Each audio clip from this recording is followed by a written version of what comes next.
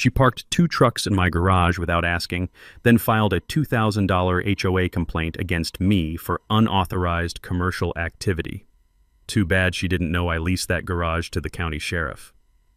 At 6 a.m. on a Tuesday, I walked outside to find 2 massive diesel trucks blocking my entire garage. Still warm, still reeking of exhaust, oil already staining my concrete floor. The metallic ping of cooling engines mixed with that sharp chemical smell of fresh motor oil burning my nostrils. Through her kitchen window, Brenda was watching me with a coffee mug and the most satisfied smirk I'd ever seen. Like she'd just checkmate me in some game I didn't know we were playing. What she didn't realize, Deputy Martinez was coming by in 2 hours to pick up tactical equipment.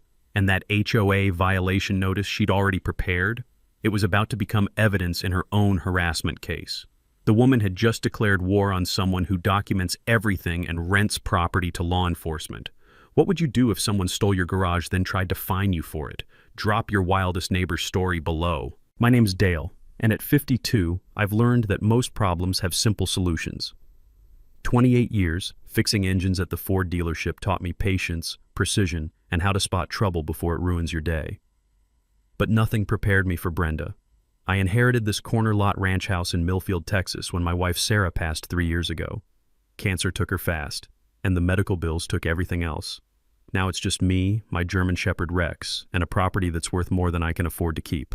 The salvation came from an unexpected source. The county sheriff's department needed secure storage space, and my detached 3-car garage was perfect.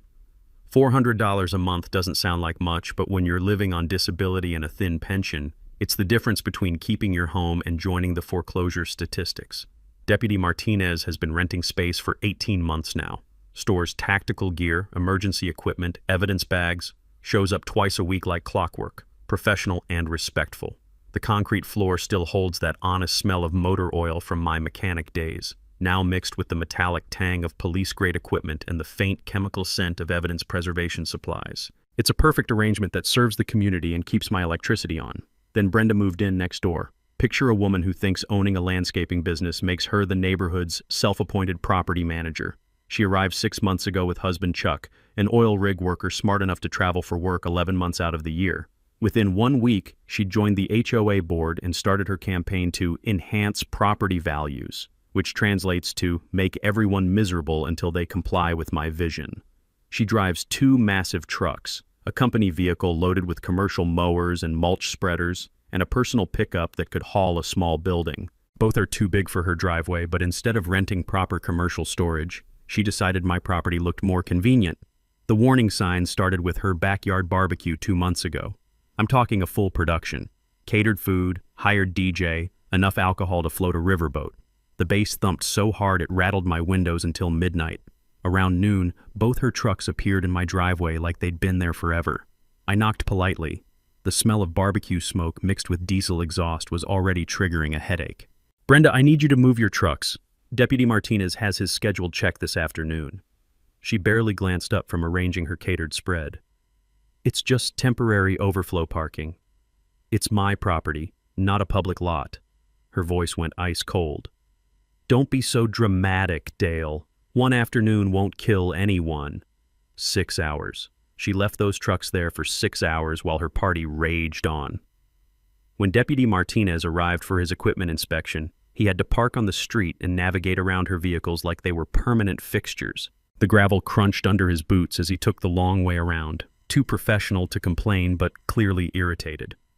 I apologized 3 times. Most humiliating moment of my retirement. That's when I realized this wasn't about parking convenience, it was about power. Brenda was establishing that her needs trumped everyone else's, including county law enforcement. The harassment escalated immediately. Next week, I caught her photographing my property with her phone, documenting every corner like a private investigator building a case. My garden, my fence, even Rex's doghouse got the surveillance treatment. Just updating neighborhood records for the HOA, she claimed with that same cold smile. Then came the violation notice, printed on cheap copy paper that crackled like autumn leaves. Unapproved commercial activity detected. Cease unauthorized business operations within 30 days or face $2,000 fine. She was targeting my lifeline. Standing there with that notice in my hands, watching her smirk through her kitchen window, the strategy became crystal clear. This wasn't random neighbor drama. This was economic warfare. Brenda had researched my situation, identified my vulnerability, and launched a systematic campaign to destroy my income and force me to sell. Too bad she picked the wrong retired mechanic to mess with. Rex growled low, sensing the threat. Smart dog. He knew we were under attack before I did. 3 days after that humiliating barbecue incident, Brenda fired her first official shot. A certified letter appeared in my mailbox, one of those thick, legal-sized envelopes that screams, "Expensive lawyer," and "You're screwed." The return address read, Millfield Meadows Homeowners Association, but I could practically smell Brenda's cheap perfume on the paperwork. The complaint accused me of running an unauthorized commercial enterprise that violated residential zoning laws. According to her carefully crafted legal fiction, my sheriff's lease constituted a business operation threatening neighborhood character and property values. She demanded immediate termination of all commercial activity, plus a $2,000 fine for ongoing violations. Here's where her homework got sloppy.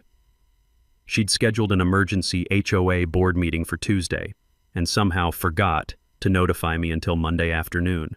Classic ambush tactics: catch the target unprepared and steamroll them into submission. Too bad she picked the wrong mechanic to blindside. I spent Saturday morning at the county courthouse breathing in that distinctive smell of old paper and bureaucratic dust while digging through property records. The filing room felt like a library where excitement goes to die, but sometimes boring paperwork contains explosive surprises. "Well, I'll be damned," said Martha the clerk, adjusting her reading glasses as she examined my original deed.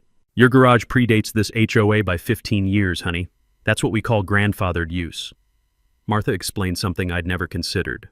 When you build something before an HOA exists, those improvements get protected under what lawyers call grandfathered use clauses. Basically, your property rights can be older and stronger than their new rules. Sarah would have loved this legal loophole. She always said the best defense was knowing more than your opponent.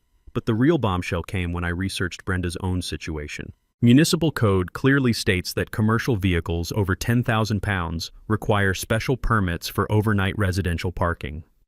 Both her landscaping trucks exceeded that weight, and she had exactly 0 permits on file. Tuesday evening, I walked into that community center meeting room armed with facts and feeling dangerous. The space reeked of burnt coffee and nervous sweat. 5 board members sat behind a folding table that looked like it came from a church rummage sale, with Brenda positioned dead center like a judge at sentencing. "Mr. Hensley," she began, consulting her notes with theatrical importance, "your unauthorized commercial lease clearly violates Section 4.3 of our residential use covenant. We're prepared to impose immediate fines." "Hold up there, counselor," I interrupted, sliding my courthouse research across that cheap table. "My garage was built in 1987. Your HOA didn't exist until 2002. That's 15 years of grandfathered protection." The sound of rustling papers filled the sudden silence. You could hear a pin drop until Frank Morrison, a retired postmaster who'd lived here since dirt was young, started chuckling like he'd just heard the best joke of the year. "Dale's absolutely right," Frank announced, reviewing my documents. "I remember when you built that garage. My late wife Clara brought you lemonade during construction." Brenda's face went from pale to red to purple in about 3 seconds. "That's completely irrelevant. Current zoning supersedes—" "Speaking of current zoning," I said, savoring every word, "let's discuss Section 12.7 regarding commercial vehicle storage in residential areas." I produced photographs of her trucks, complete with manufacturer weight specifications and time-stamped overnight parking evidence. "Both your vehicles exceed the 10,000-pound residential limit. You've been in violation for 6 months without proper permits." Frank actually slapped the table and burst out laughing. "Well, Brenda, sounds like you better read those zoning laws yourself before throwing them at other folks. Looks like Dale just turned your own ammunition against you." The room went dead silent as everyone processed what had just happened. Brenda had walked into her own trap, using zoning laws to attack me while violating those exact same laws herself. Her face cycled through about 6 different shades of embarrassment. "This is absolutely ridiculous," Brenda exploded, her carefully constructed authority crumbling like wet cardboard. "I'm trying to protect our property values from his police compound." "You mean the arrangement that brings county law enforcement through our neighborhood twice a week?" asked board member Patricia Walsh sweetly. "The same one that probably lowered everyone's homeowner insurance rates?" The meeting collapsed faster than a house of cards in a hurricane. Brenda demanded real legal action and stormed out, abandoning her violation notice like toxic waste. The remaining board voted 4-0 to dismiss all charges against me and issued Brenda a formal citation for her commercial vehicle violations. Walking to my truck afterward, I could taste victory in the crisp evening air mixed with the lingering diesel exhaust from her illegally parked trucks. But through her kitchen window, I watched Brenda pacing and gesturing wildly into her phone, probably speed dialing every lawyer and city official she could think of. The next morning confirmed my suspicions.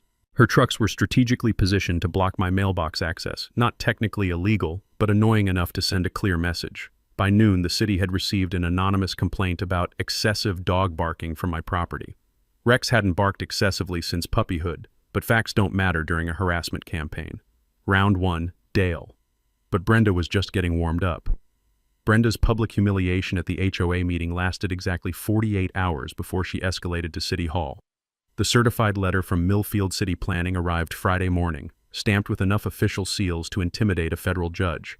The complaint alleged that my sheriff's lease was creating an unauthorized quasi-commercial district that violated residential character preservation codes, complete with color photographs of Deputy Martinez's patrol car, equipment deliveries, and even shots of me talking to county personnel in my driveway.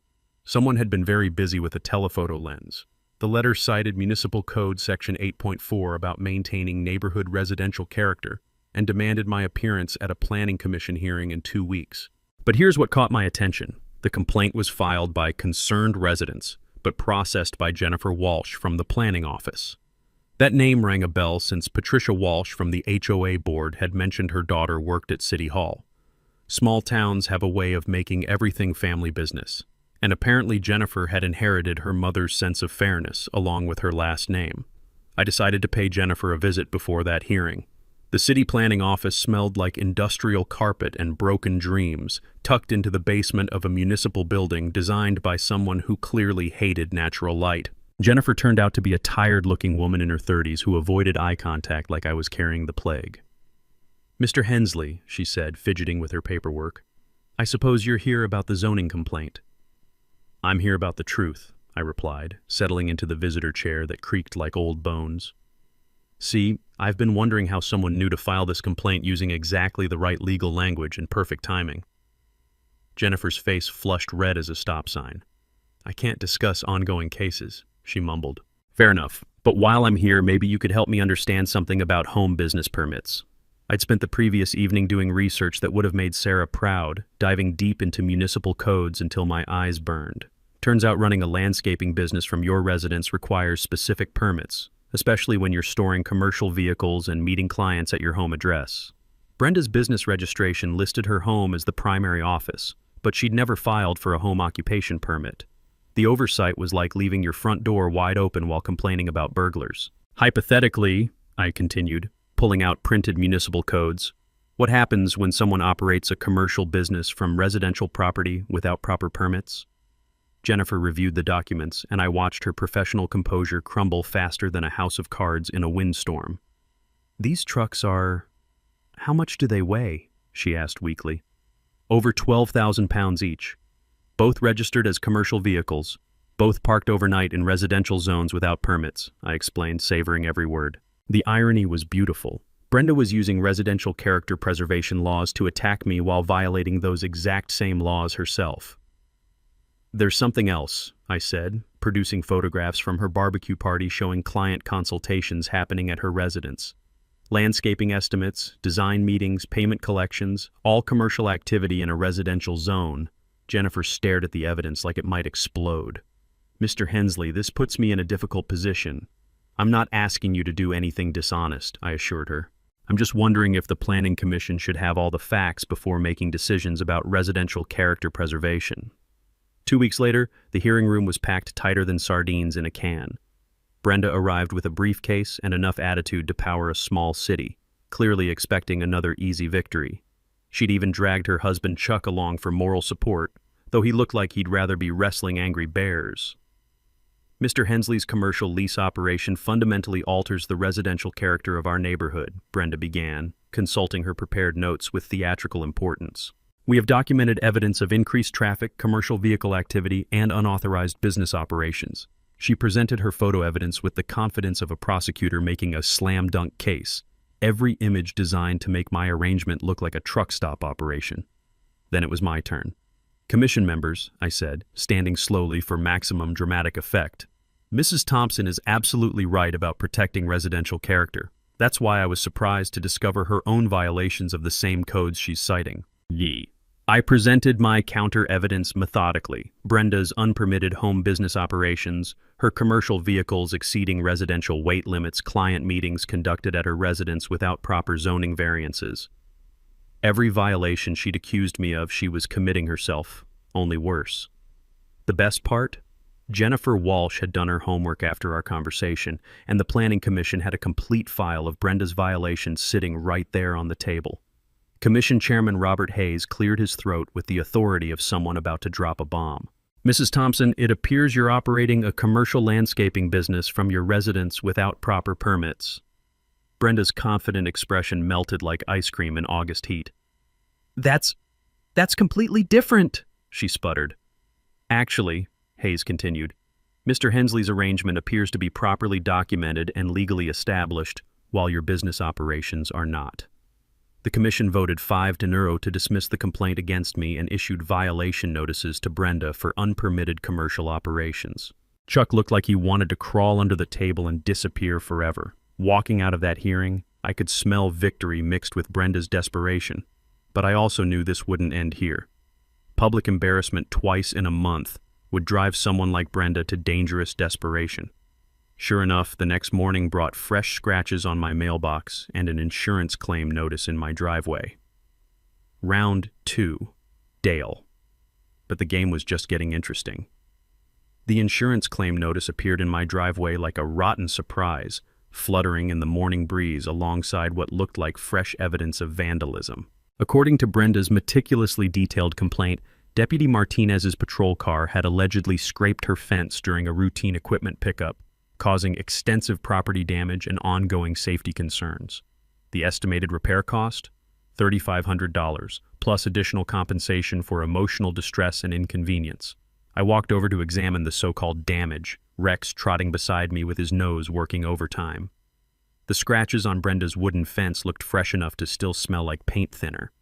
That sharp chemical odor that burns your nostrils and screams, "recent application." The marks ran in perfectly straight lines about bumper height, too uniform to be accidental damage. Either Deputy Martinez had invented a way to scrape wood through solid air, or someone had gotten creative with spray paint and a putty knife. "Morning, Dale," called my neighbor Mildred from her garden, where she was deadheading roses with the precision of a surgeon. At 78, Mildred had survived the neighborhood's evolution from farmland to subdivision, and her memory was sharper than her pruning shears. "Saw some interesting activity over at Brenda's place yesterday evening. Woman was out there with a can of something, working on that fence real hard." She paused, giving me a look that could cut glass. "Funny thing is, I could have sworn that fence looked fine during my afternoon walk."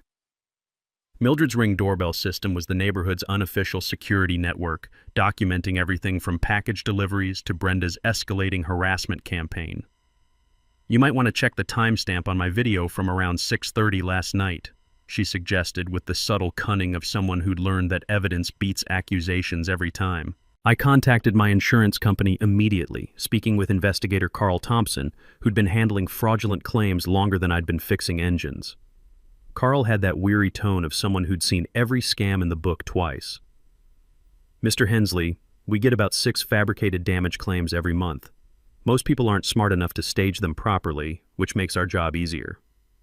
He explained that insurance fraud investigations follow specific patterns: timeline analysis, damage assessment, witness interviews, and most importantly, video evidence review. When people try to scam insurance companies, they usually forget about security cameras until it's too late. "What makes this one suspicious?" I asked, though I already suspected the answer. "Well, for starters, the complainant filed within 12 hours of the alleged incident, with professional quality photographs and a repair estimate from a contractor who happens to share her business address. That's either remarkable efficiency or remarkable preparation." Carl arrived the next morning with measurement tools and a camera that could probably photograph fingerprints on raindrops. The fence damage told its own story under professional scrutiny. Scratches too uniform, too fresh, and applied from the wrong angle to match any vehicle impact pattern. These marks were made by hand tools, probably a putty knife or scraper, he explained, pointing out subtle differences in depth and direction. Vehicle damage creates irregular patterns from impact forces and momentum. This looks like someone used a ruler for guidance. The Ring doorbell footage was the knockout punch Brenda never saw coming. Mildred's camera had captured her working on the fence at 6:47 p.m. the previous evening, carefully applying gray spray paint in measured horizontal lines. The video quality was clear enough to read the Rust-Oleum label on the paint can, and the timestamp proved the damage occurred more than 12 hours after Deputy Martinez's last visit to my property. You could even hear Brenda muttering to herself as she worked, probably rehearsing her victim story.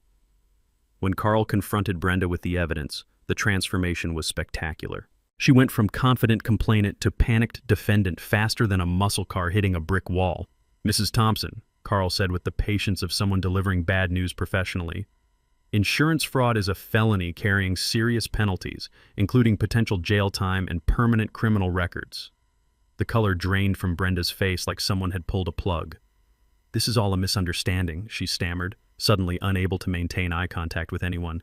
"I was just touching up some existing damage." "The video shows you creating damage, not repairing it," Carl replied, consulting his notes like a prosecutor reading charges. "You have 24 hours to withdraw this claim voluntarily, or we'll be filing criminal charges with the county prosecutor's office." Brenda withdrew the claim before lunch, but her reputation was permanently damaged. Word travels faster than gossip in small towns, and by evening, everyone knew about her failed insurance scam. The incident finally pushed Chuck over the edge. That night, I overheard him through their open kitchen window, his voice carrying the exhausted frustration of a man who'd reached his breaking point. "Brenda, this has got to stop. Insurance fraud? Really? I'm not going to prison because you can't handle losing an argument." Their marriage was cracking under the pressure of her obsession, and Chuck was smart enough to start planning his exit strategy. But cornered animals are the most dangerous. The next morning brought anonymous complaints to animal control about Rex's aggressive behavior, plus a mysterious inspection notice from the health department about unsanitary property conditions. Brenda was running out of official channels, which meant she'd probably start getting creative soon. Round 3, Dale. But I had a feeling the real war was just beginning. The county tax reassessment notice arrived on a Tuesday that started normal and ended with my world tilted sideways. Millfield County was conducting routine property value updates. Bureaucratic speak for "we need more money and you're going to provide it." My modest ranch house had apparently increased in value by 40% over the past 3 years, which meant my property taxes were about to jump from manageable to catastrophic. I spread the paperwork across my kitchen table, that familiar sinking feeling settling in my stomach like bad coffee. The new assessment put my annual tax bill at nearly $6,000. Double what I'd been paying. With my disability pension and small Social Security payments, there was no way to cover that increase without the sheriff's lease income. Hell, even with that $400 monthly, I'd be cutting things dangerously close. That's when I realized why this reassessment felt suspicious. The timing was too convenient, coming right after Brenda's public failures with the HOA and city planning. Property tax assessments usually happen countywide, but this notice specifically targeted my address and 3 others on our street. All longtime residents, all living on fixed incomes, all coincidentally dealing with recent HOA complaints. I drove to the county assessor's office the next morning, hoping to find answers in a building that smelled like old carpet and broken dreams. The clerk, a harried woman named Janet, pulled up my property records with the efficiency of someone who'd answered these questions too many times. "Your assessment was flagged for review based on a complaint about unauthorized commercial improvements," she explained, highlighting sections of the report. "Someone reported that you'd converted residential space for business use without proper permits." The complaint had been filed anonymously, but the description was suspiciously detailed, mentioning the sheriff's lease, equipment storage, and alleged property modifications that didn't exist. Someone had done their homework before trying to weaponize the tax system against me. "Janet," I said, keeping my voice calm despite the anger building in my chest, "that garage was built in 1987. Nothing's been modified or converted. It's the same structure that's been there for decades." She frowned at her computer screen. "The complaint suggests recent commercial improvements and increased property utilization. Our assessor based the new valuation on those reported changes. The system was working exactly as designed. Anonymous complaints triggered reassessments, which increased tax burdens, which forced people out of their homes. It was elegant in its cruelty. But then Janet said something that changed everything. You know, this complaint came through unusual channels. Most reassessment requests come from real estate agents or developers looking to establish market values. This one came directly from a city planning office referral. City planning office. Jennifer Walsh, who'd been feeling guilty about helping Brenda with the zoning complaint. I drove straight to City Hall where Jennifer was waiting with the expression of someone who'd been carrying a heavy secret. "Mr. Hensley," she said before I could speak, "I need to tell you something about that tax reassessment."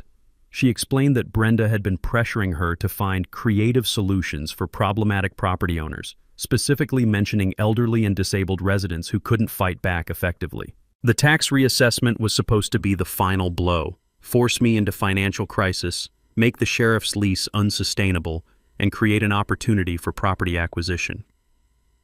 "She's been asking about other residents too," Jennifer admitted, her voice barely above a whisper. "Mrs. Patterson on Elm Street, the Rodriguez family on Oak Avenue, all longtime homeowners, all dealing with unexpected HOA problems recently." The pattern was becoming clear. Brenda wasn't just targeting me. She was running a systematic campaign to force out established residents and acquire undervalued properties for her expanding landscaping business. But Jennifer's guilt had produced an unexpected gift. "I made copies of everything before I realized what was happening," she said, sliding a manila envelope across her desk. Brenda's requests, the complaint details, even some emails discussing neighborhood investment opportunities. She paused, meeting my eyes for the first time. "I can't undo the reassessment immediately, but this evidence might help you fight it." Walking back to my truck, I felt the pieces clicking together like a puzzle Sarah would have solved in minutes. This wasn't personal harassment. This was business. Brenda had identified vulnerable homeowners, researched their financial situations, and developed a strategy to force them out through systematic harassment and bureaucratic manipulation. Too bad she'd picked the wrong mechanic to underestimate. Time to shift from defense to offense. That manila envelope from Jennifer felt like holding dynamite with a lit fuse, but dynamite only works if you know how to use it properly.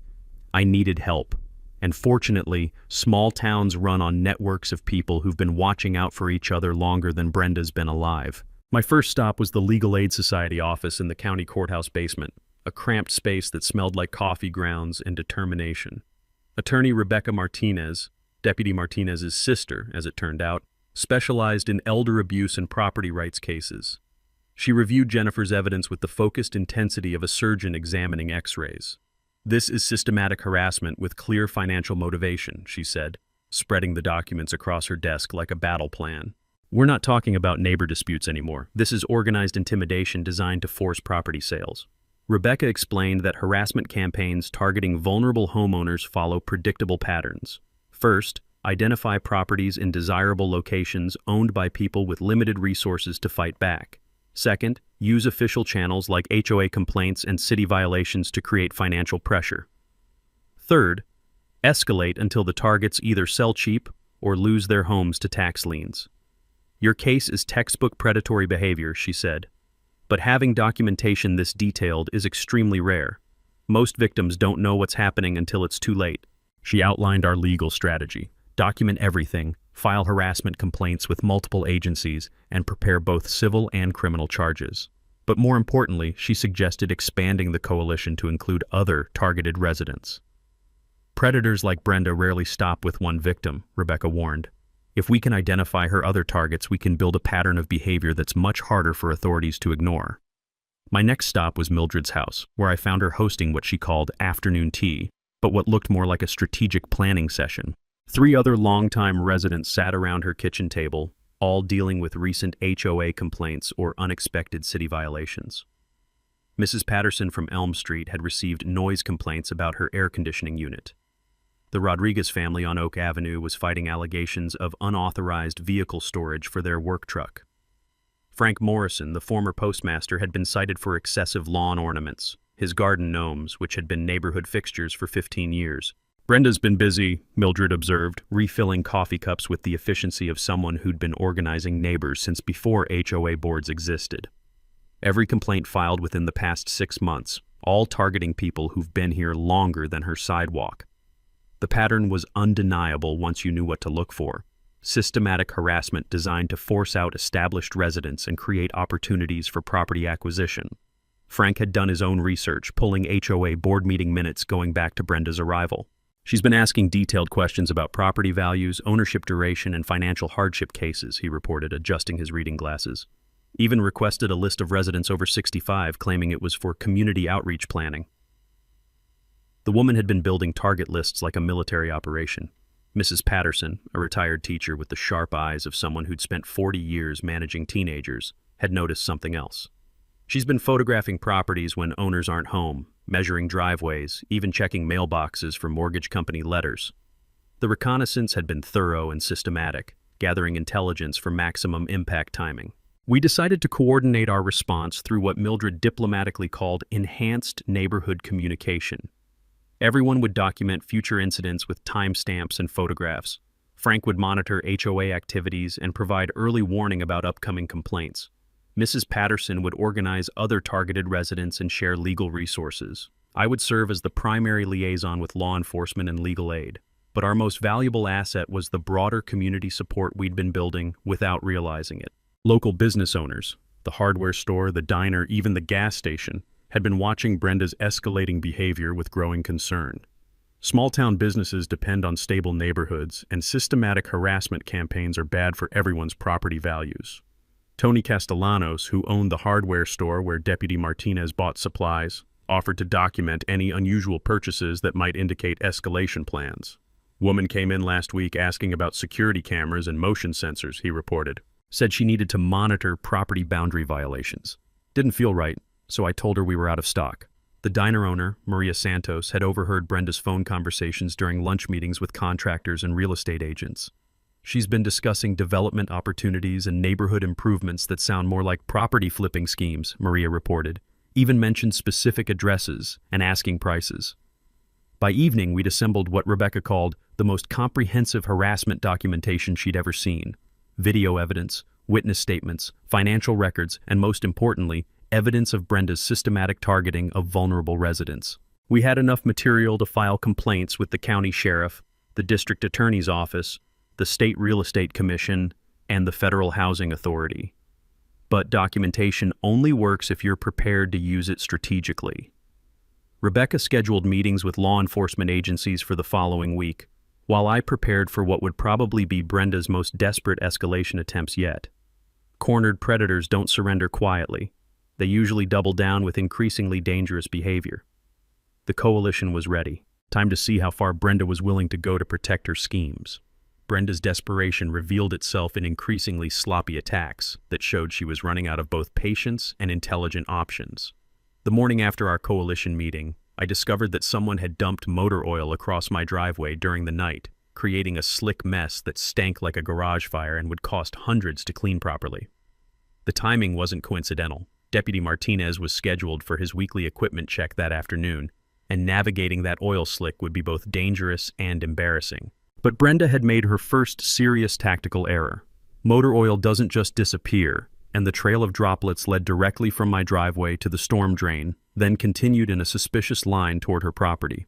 More importantly, she'd used the same high-viscosity oil that landscaping equipment requires, the kind that leaves distinctive additive signatures when tested. I called Rebecca immediately, who arranged for environmental services to document and test the contamination. Illegal dumping of petroleum products carries serious environmental penalties, especially when it threatens municipal water systems. The attacks escalated throughout the week with amateur hour sabotage that would have been laughable if it wasn't so malicious. Someone loosened the bolts on my mailbox post, leaving it wobbling dangerously close to the street. My garden hose was cut in 3 places, flooding the side yard and killing Sarah's prized rose bushes. Rex's water bowl was mysteriously filled with what smelled like bleach, forcing an emergency vet visit that confirmed chemical poisoning attempts. Each incident was documented with photographs, timestamps, and witness statements from neighbors who were now actively watching for suspicious activity. The pattern revealed Brenda's growing desperation and declining judgment. Instead of sophisticated harassment through official channels, she devolved into crude vandalism that left evidence trails a blind detective could follow. Mildred's Ring doorbell system captured shadowy figures moving through our yards after midnight, always approaching from the direction of Brenda's house. The footage quality wasn't clear enough for positive identification, but the timing and movement patterns were building a convincing circumstantial case. Frank Morrison discovered something even more damaging during his HOA board monitoring.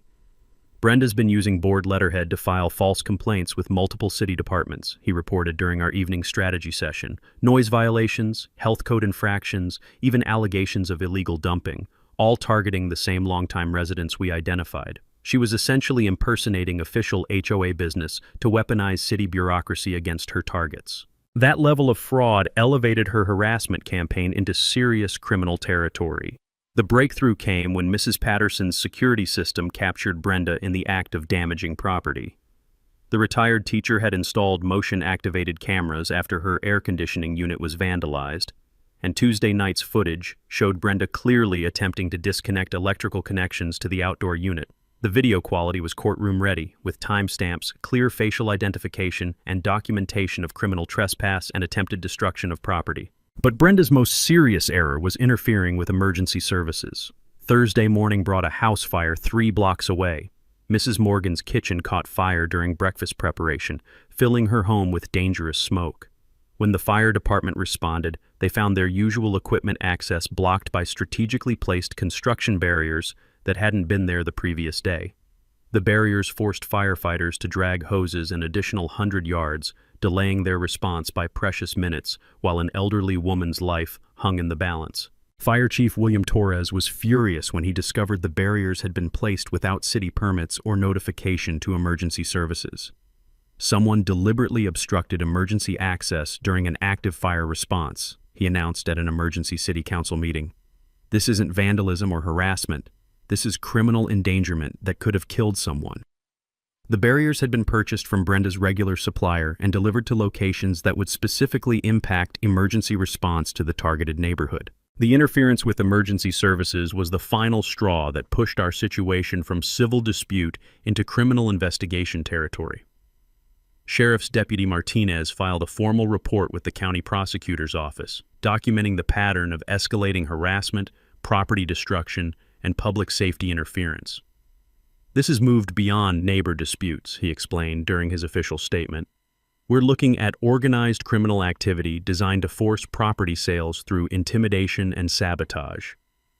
Local newspaper reporter Sarah Kim began investigating after Chief Torres's public statements about emergency access interference. Her preliminary article, Systematic Harassment Campaign Targets Elderly Residents, brought regional attention to Brenda's activities and prompted calls from other communities dealing with similar predatory behavior. The story was gaining momentum that would be impossible for Brenda to control or contain. By Friday evening, Brenda's landscaping business was hemorrhaging clients as word spread about her criminal activities. Chuck's truck was conspicuously absent from their driveway most nights, and neighbors reported hearing heated arguments about lawyers, divorce proceedings, and bankruptcy possibilities. The pressure was finally breaking apart her life the same way she'd tried to destroy ours. But cornered predators become most dangerous when they realize their schemes are collapsing. Saturday morning brought an envelope under my door containing photographs of my daily routines, Rex's walking schedule, and even shots taken through my kitchen window. The message was clear. If legal harassment couldn't force me out, maybe personal intimidation would succeed. Time for the final confrontation. Our coalition had the evidence, the community support, and the legal backing to end this war once and for all. Sunday morning arrived with unseasonable quiet, the kind of stillness that makes you check over your shoulder expecting trouble. I was refilling Rex's water bowl when Brenda appeared at my back gate, dressed in what she probably considered her most trustworthy outfit, pressed khakis and a polo shirt that screamed, "Reasonable person making a reasonable offer." The transformation from harassing neighbor to concerned citizen would have been convincing if I hadn't spent months documenting her escalating criminal behavior. "Dale," she called out with artificial sweetness that made my teeth ache, "could I have a word with you? I think we need to clear the air about all these misunderstandings." She was carrying a manila envelope thick enough to contain either legal documents or something more interesting. Given her track record with envelopes, I was betting on the latter. I activated the voice recording app on my phone before opening the gate, a habit Rebecca had drilled into me after we'd started building the criminal case. "What can I do for you, Brenda?" I asked, keeping my tone neutral while Rex positioned himself between us with the protective instincts of a dog who'd learned to recognize threats. "Look, I know things have gotten a little heated between us," she began, settling into what was obviously a rehearsed speech. "But I've been thinking about how we can resolve this whole situation without involving lawyers and courts and all that unpleasantness." She opened the envelope and pulled out a stack of cash thick enough to choke a horse. "I'm prepared to offer you $20,000 cash to voluntarily terminate your arrangement with the sheriff's department. Clean break, no hard feelings, everybody wins." The smell of fresh bills mixed with her desperation was almost overwhelming. $20,000 represented more money than I'd seen in one place since Sarah's life insurance payout, and Brenda knew exactly how tempting that would be for someone facing increased property taxes and mounting legal bills. She'd done her financial homework before making this offer. "That's very generous," I said carefully, letting her dig her own grave deeper. "But why would you want me to end a legal arrangement that benefits the community?" She leaned forward with the intensity of someone making their final play. "Between you and me, Dale, I've got some big plans for this neighborhood. Development opportunities that could benefit everyone, but they require certain adjustments to the current situation." There it was, the admission Rebecca had been hoping for. Brenda was essentially confessing to a systematic scheme to manipulate property values and force out longtime residents for development purposes. "What kind of development opportunities?" I asked, keeping her talking while the recording app captured every incriminating word. "Well, your corner lot has tremendous commercial potential," she explained, warming to her subject like a salesperson closing a deal. "Prime location, existing infrastructure, easy access for commercial vehicles. With the right improvements, it could be worth 3 times what you paid for it." She paused dramatically. "Of course, that would require removing certain complications that might interfere with proper development." The bribery attempt was textbook criminal behavior, but Brenda wasn't finished digging her legal grave. "I should mention that if you're not interested in this generous settlement offer, things could become very difficult for you," she continued, her voice taking on a harder edge. "I have connections at City Hall, County Planning, even the State Real Estate Commission. People who can make life very unpleasant for someone who refuses to be reasonable about legitimate business opportunities." That crossed the line from bribery into extortion territory, and I could practically hear Rebecca cheering from her legal aid office. "Are you threatening me, Brenda?" I asked, giving her one final chance to back down before she committed to felony charges. "I'm just explaining reality," she replied with the cold confidence of someone who thought they held all the cards. "Small towns run on relationships and favors. People who cooperate with community improvement efforts tend to have fewer problems with permits, inspections, tax assessments, that sort of thing. People who fight progress sometimes find that bureaucracy can be very challenging." The recording was gold-plated evidence of attempted bribery, extortion, and abuse of public office connections. But Brenda still wasn't finished destroying herself.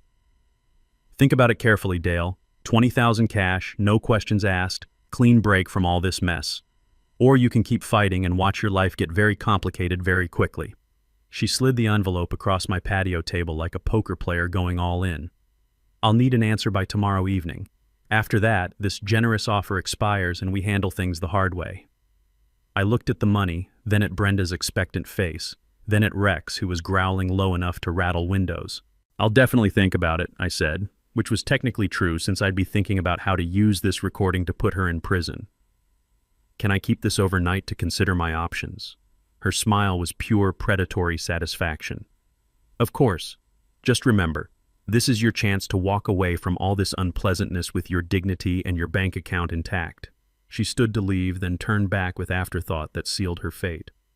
"Oh, and Dale, I'd hate for anything unfortunate to happen to Rex while you're making your decision. Dogs can be so vulnerable to accidents in neighborhoods where people aren't being cooperative." That threat against my dog was the final nail in her criminal coffin. Rex wasn't just property to threaten, he was family. And threatening family meant Brenda had just declared total war against someone with the evidence, community support, and legal backing to destroy her completely. Tomorrow's town council meeting was going to be very interesting. The town council chambers had never seen a crowd like Tuesday evening's turnout. Every seat was filled, with standing room only along the walls and people spilling into the hallway like it was a championship game instead of a municipal meeting. Word had spread through Millfield's networks faster than gossip at a church social. The showdown between Dale and Brenda was finally happening, and nobody wanted to miss the fireworks. I arrived early, carrying a briefcase stuffed with evidence that felt heavier than a mechanic's toolbox. Rebecca sat beside me, projecting the quiet confidence of a lawyer who'd spent the weekend preparing for legal battle. Behind us, our coalition had assembled like an army. Mildred with her tablet full of security footage, Frank with his stack of HOA documents, Mrs. Patterson with her teacher's eye for detail, and a dozen other neighbors who'd suffered under Brenda's harassment campaign.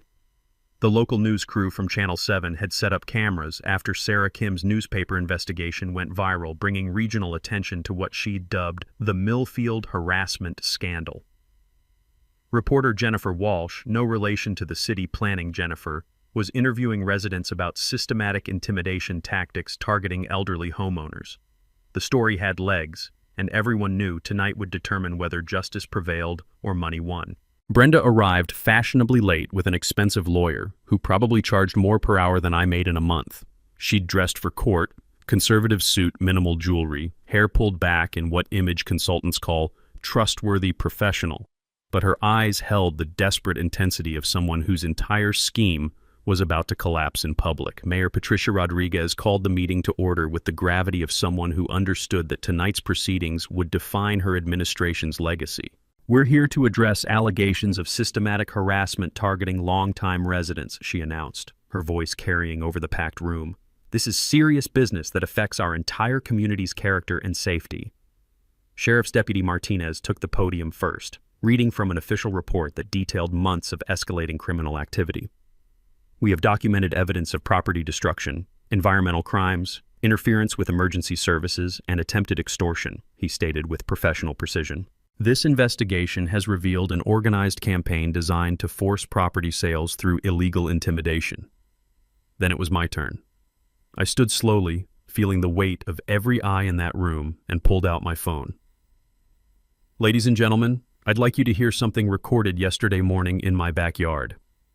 The audio quality was crystal clear as Brenda's voice filled the chamber, offering $20,000 to terminate my sheriff's lease, threatening bureaucratic retaliation, and finally promising that things could become very difficult if I refused her generous offer. The room went dead silent except for the soft whir of news cameras recording every word. You could hear people's breath catching as Brenda's recorded voice detailed her development schemes, her connections at City Hall, and her plans to make life very challenging for uncooperative residents. But the gasp that echoed through the chamber came when her voice threatened Rex. Dogs can be so vulnerable to accidents in neighborhoods where people aren't being cooperative. Brenda's expensive lawyer was frantically scribbling notes and whispering urgent advice, but the damage was irreversible. You can't spin away your own voice making criminal threats on high-quality audio recording. Fire Chief Torres took the podium next, his voice shaking with controlled anger as he described blocked emergency access during Mrs. Morgan's house fire. "Someone deliberately obstructed life-saving equipment during an active emergency response," he announced. "Mrs. Morgan could have died because of those barriers, and we have evidence linking their placement to this harassment campaign." The mayor asked Brenda if she wanted to respond to the allegations. Her lawyer advised against speaking, but Brenda's ego couldn't resist one final attempt at controlling the narrative. She approached the microphone with the confidence of someone who still believed money and connections could overcome evidence and community outrage.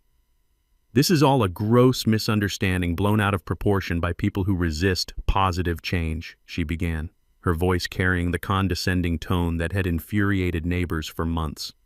"I've been trying to enhance property values and improve our community's character through legitimate business development opportunities." That's when Frank Morrison stood up in the back of the room, his postmaster's voice cutting through her prepared speech like a blade. "Brenda, we've got your HOA meeting minutes where you called longtime residents obstacles to progress and discussed accelerating turnover through strategic pressure. We've got your contractor receipts for those emergency access barriers. We've got video of you vandalizing property and contaminating storm drains." His voice rose with righteous anger. "You tried to destroy our community for profit, and everybody in this room knows it." The crowd erupted in applause that lasted nearly 2 minutes. When Mayor Rodriguez finally restored order, She announced that the city council was unanimously authorizing full cooperation with county prosecutors investigating criminal charges. "This behavior has no place in Millfield," she declared. "Our community protects its most vulnerable residents, not preys on them." County Prosecutor James Mitchell stepped forward with the authority of someone delivering justice. "Mrs. Thompson, you're under arrest for attempted extortion, environmental crimes, interference with emergency services, and conspiracy to commit fraud." As Deputy Martinez read her rights, Brenda's composure finally cracked completely. Her expensive lawyer was already discussing plea bargains while she was led away in handcuffs. The room erupted again as justice was served with the satisfaction of a community that had fought back and won. Chuck sat in the back row, looking relieved that his nightmare marriage was finally ending. Rex, waiting outside with Mildred, probably heard the cheering from the parking lot. Justice served, community protected, and one predatory neighbor permanently removed from our peaceful neighborhood. 3 months later, Millfield felt like a completely different town. Or maybe it was just returning to what it had always been before Brenda's toxic presence poisoned our community spirit. The morning sun still hit my kitchen window the same way, casting long shadows across Sarah's coffee mug that I still couldn't bring myself to put away. But now I could drink my coffee without checking over my shoulder for surveillance cameras or waiting for the next harassment bombshell to explode. Brenda's criminal trial had been mercifully brief once the prosecutor presented our mountain of evidence. She pled guilty to extortion, environmental crimes, and interference with emergency services in exchange for 18 months in county jail and 5 years probation. Her landscaping business collapsed faster than a house of cards in a hurricane, and Chuck filed for divorce before she was even sentenced. The house next door sold to a young teaching couple from Austin who baked cookies for the entire block and actually asked permission before borrowing my ladder. My expanded county lease was officially approved the day after Brenda's arrest, bringing in $1,000 monthly that not only covered the increased property taxes, but provided the financial security I'd been desperately missing since Sarah passed. Deputy Martinez now shares garage space with the fire department's emergency equipment and the county's new community outreach coordinator, turning my property into an unofficial neighborhood safety hub that genuinely enhanced everyone's property values. Ironic, considering Brenda's original complaints. The transformation rippled through our community in ways nobody expected. Sheriff's Department presented Rex with an honorary K-9 unit certificate during a block party that drew half the town to my backyard, complete with the smell of grilling burgers mixing with diesel exhaust from the fire truck that kids were climbing on like playground equipment. Watching my German Shepherd pose for photos with actual police dogs while wearing a badge-shaped name tag was probably the highlight of my entire retirement. Frank Morrison was elected HOA president in a landslide victory, running on transparency and community service instead of harassment and intimidation. His first official act was implementing term limits and requiring recorded meetings, ensuring future Brendas couldn't weaponize neighborhood politics against vulnerable residents. The HOA budget now funds annual festivals and emergency preparedness programs instead of legal fees for frivolous complaints. Rebecca Martinez expanded her legal aid practice to specialize in elder harassment cases, using our documentation system as a template for communities across Texas dealing with similar predatory behavior. She's helped prosecute systematic harassment campaigns in 6 other towns, turning our local victory into a statewide movement for vulnerable resident protection. Sometimes one person's courage to fight back can protect thousands of others, but the most meaningful change happened in smaller, daily moments that restored faith in human decency. Mildred's garden parties became weekly institutions where neighbors shared resources and friendship instead of complaints and suspicions. Mrs. Patterson organized walking groups that were really excuses for retired folks to check on each other's well-being while getting exercise. The Rodriguez family opened their garage for community tool sharing, creating the mutual support network that makes small towns feel like extended family. I established the Sarah Hensley Memorial Scholarship Fund, using a portion of my increased lease income, providing annual college assistance for local students planning careers in community service, teaching, nursing, social work, law enforcement. The first recipient was Maria Santos's daughter, heading to nursing school with dreams of working in rural communities that reminded me why Sarah would have loved this legacy. Every year, watching those kids graduate knowing they'll help other communities stay strong, I can almost hear Sarah's proud whisper in the evening breeze. 6 months after Brenda's arrest, I was working in Sarah's restored rose garden when laughter drifted over the fence from next door. The new neighbor's twin daughters had discovered that Rex was a pushover for belly rubs and tennis ball games, transforming my protective guard dog into the neighborhood's favorite babysitter. Their parents, both teachers drawn to Millfield by news reports about our strong community values, were already organizing parent-teacher conferences in their living room. Standing in my driveway that evening, watching those little girls giggle while Rex patiently endured dress-up games, I realized something Sarah would have appreciated deeply.